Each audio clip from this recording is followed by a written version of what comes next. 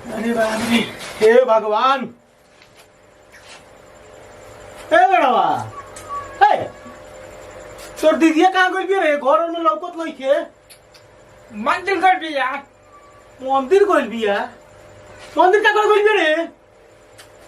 पूजा चले। ओ पूजा करे? अच्छा ठीक बा। कथा लिखल है कि ना?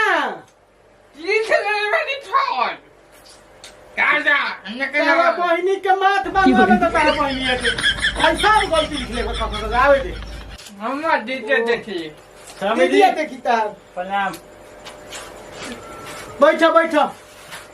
मंदिर का करे गइल हो? लड़का मांगे कोई नहीं हो। एक दर्जन तो पैदा कइले बानी हम 12 गो बारन अब का होई रे? हमें एक और चाहिए। अरे बाप रे बाप, सब हेकरे खाली तो लड़के बारह सौ। अरे भाई तो लड़के कुल खानदान के नाम बढ़ाई आगे। अरे करे खानी बात बारन सनु लाइसेंस बानू पैसा कमा के तरह खियासन अब ना रह दे। एक बाबूजी। अरे बाप रे जी। बाप रे बाप अपना रे दादा होई दे पाट के चैनल सब फट गई बा।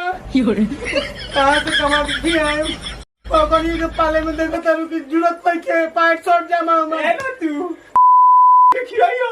बाकी एक और चाहिए। ना ये